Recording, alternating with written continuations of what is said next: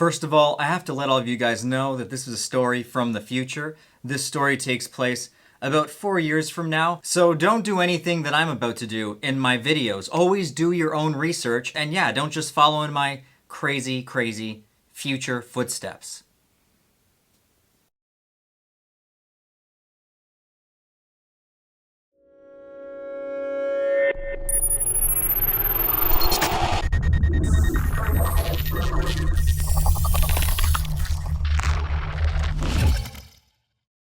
This is, I'm sure I say this often, but this is literally one of my most insane stories ever. Insane in the sense that this is something that I would hope would never happen to someone, and unfortunately I had to experience this firsthand. The characters of today's story are myself, as usual, my girlfriend, as usual, Chris, who keeps appearing in my stories lately, his girlfriend Anna, and my friend Mike. Oh, Mike. A bit of a backstory, this was going to be Mike's second time ever trying LSD. About a month before this event happened, myself and Mike tried LSD together for his first time.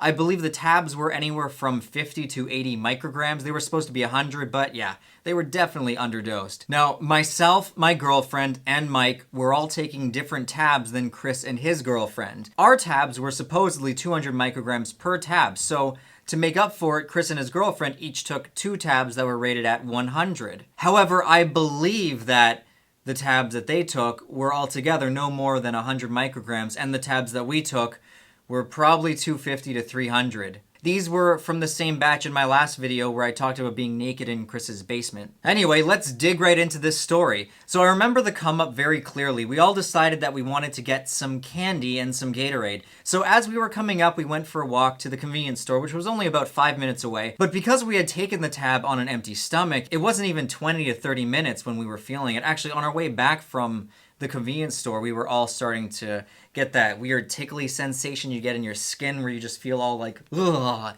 It's hard to explain. It's like, you know when someone walks behind you and you get like that tingle up your spine and you go, ugh? The come up on this LSD felt like that. It was like constantly getting tingles up and down your body. That was a direct sign to me that this was going to be quite an intense ride. We were all coming up, sitting in the living room listening to music, and we were at the hour-and-a-half mark, and all of us were tripping pretty hard. Mike was standing on my porch. He was just staring at all of the beautiful trees and the nature outside. We lived in a cottage that was pretty much up a hill and in the middle of the New Zealand jungle. It was an absolutely stunning location to experience psychedelic visuals from. I was inside probably just trying to like contain how overwhelming the visuals were. And I remember walking outside and looking at him, and he just had this look in his face like just pure and utter amazement, just like At this point in my own personal psychedelic journey, I had so many trips under my belt that I was finally starting to get better at containing myself and, yeah, not losing it every single time I tripped. So I remember walking outside and talking to him, and he's stunned. And I was like, Mike, how's it going? He's like, man, more people need to know about this. More people. We need to show this to the world. The world needs to see what we're seeing right now. And I'm like, I just smiled at him.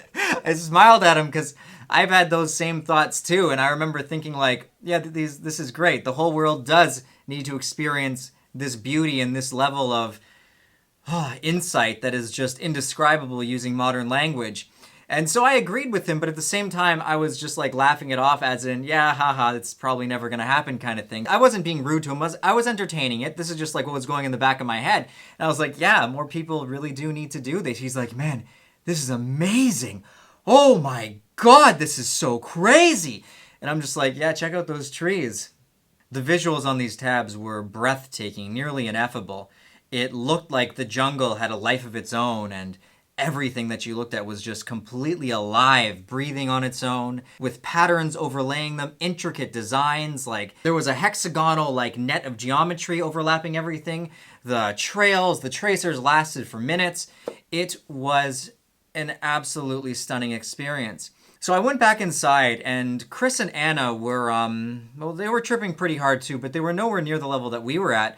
So Chris likes to go to playgrounds and he likes to, he gets energized on it. He likes to go out and play and have fun. So him and Anna said they were going for a walk and they invited all of us for a walk over to the beach. I knew exactly how overwhelming and daunting it can be to go for a walk when you're still coming up. At the hour and a half mark, we were all very much so still coming up.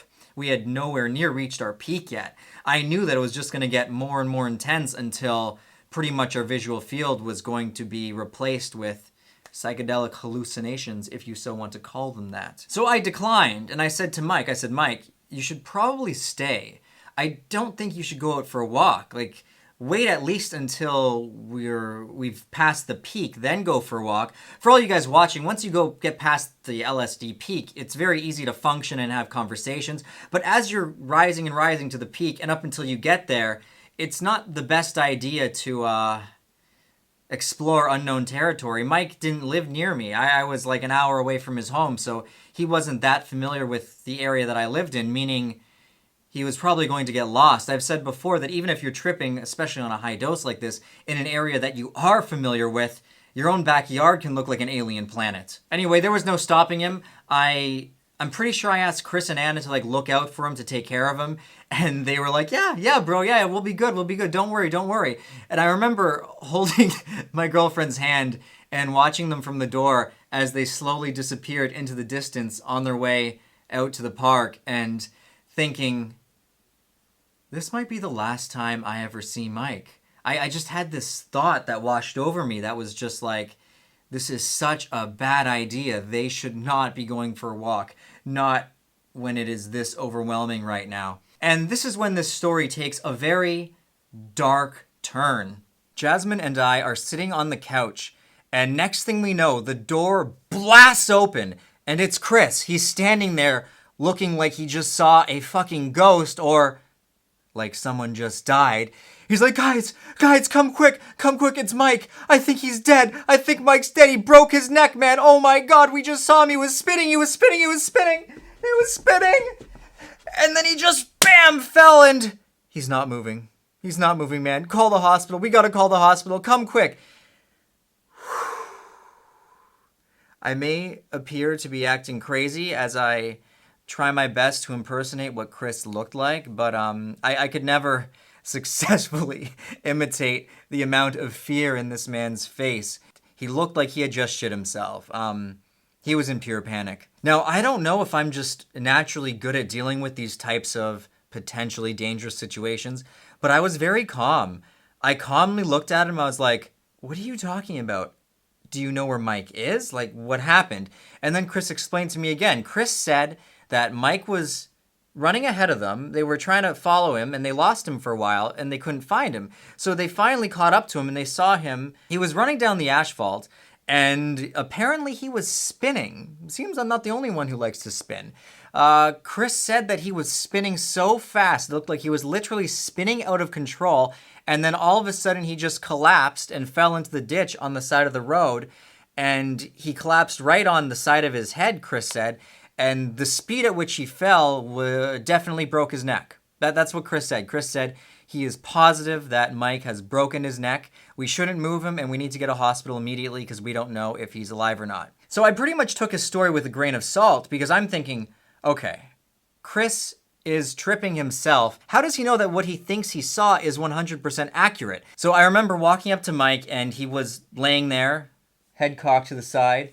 His hands looked all like twisted back and like crooked. He looked mangled. He looked all mangled up, laying there in the ditch. So we're walking over to him, and Jasmine walks beside him, and Jasmine tries talking to him. And I go and I try talking to him, and we're like, Mike, are you okay? And it just hit me. I had the realization that he was fine. I just felt like he was fine, and I thought that he was just experiencing ego death. When you experience ego death, it can look to other people as if you just died because you're not consciously there. So I look at him and we ask him if he's okay, and he's not answering.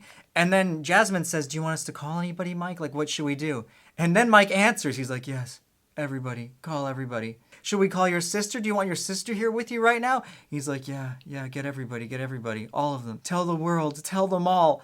And when I hear this, I'm just thinking, tell everyone, get everybody, okay, Mike just experienced ego death. He wants the entire world to learn that we are one and all that's important is love. That is what I instantly took from that. He didn't really look hurt to me. He just looked like he was in the midst of a really intense psychedelic experience and he had nowhere else to lay down. I mean, at least he laid at the side of the road. He could have laid in the middle of the road. So props to him for making it to the ditch. I looked and I was like, Mike, talk to me. If you can stand, please stand up.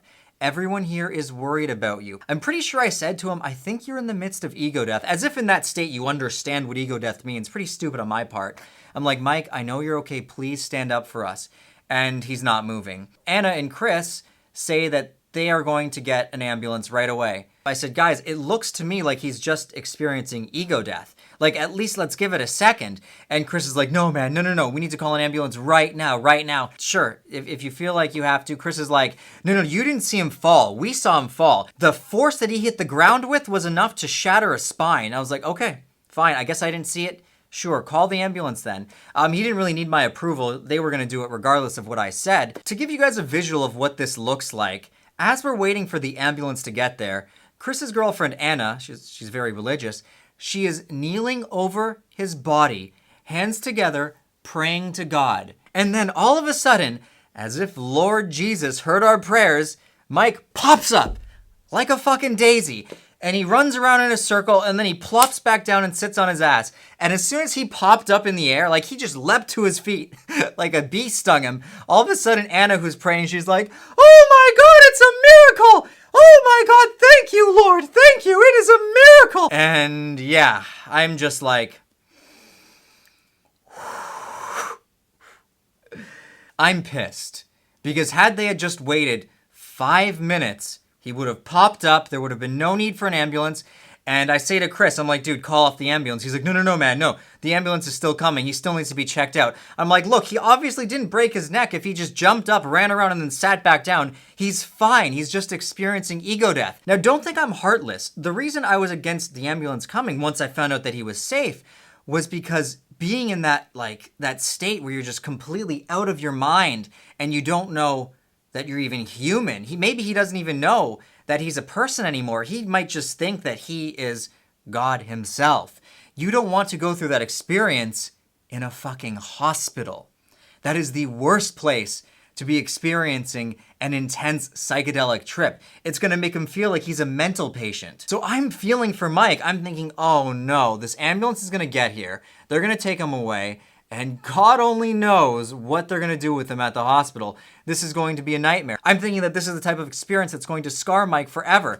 So I'm full on pissed at Chris now. I have never in my life experienced anger on LSD. LSD is a very loving substance, but for the first time ever, I had anger. I was screaming at Chris. I was like, you can't fucking do this to him. You cannot send him to the hospital in this state. It's going to traumatize him for life. Oh, I was angry. I was so angry.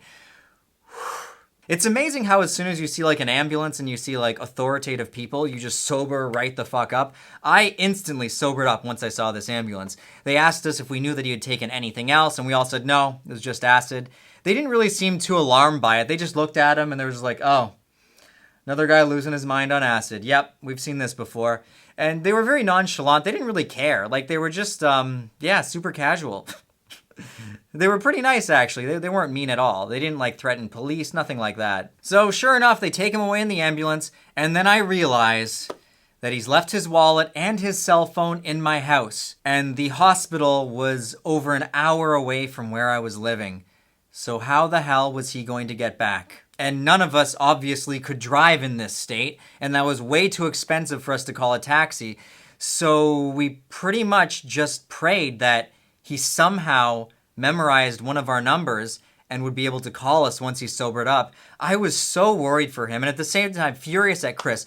I was so mad at Chris and Anna. I was arguing with them the whole time saying, I told you guys, just give it a second. Why did you call it so soon? I knew it was just ego death, and they just kept saying, well, you didn't see him fall. You didn't see him fall. And I'm like, yes, but you didn't really know what you saw because you were high. What you thought you saw wasn't accurate. Obviously, he didn't fall that hard, or else he wouldn't have got up, or else he wouldn't be fine right now. They stayed true to their position. They were stuck on it like glue. They felt completely justified in calling the ambulance. We were planning on driving to the hospital in the morning once we had sobered up, but in the meantime, all we could do was wait, and wait we did. We anxiously awaited. Here's where the story gets good. I'm sure you guys want to know what Mike experienced in the hospital. It's too bad I can't have him on the show to explain to you guys himself what it was like, but I'll do my best to sum up what he told me.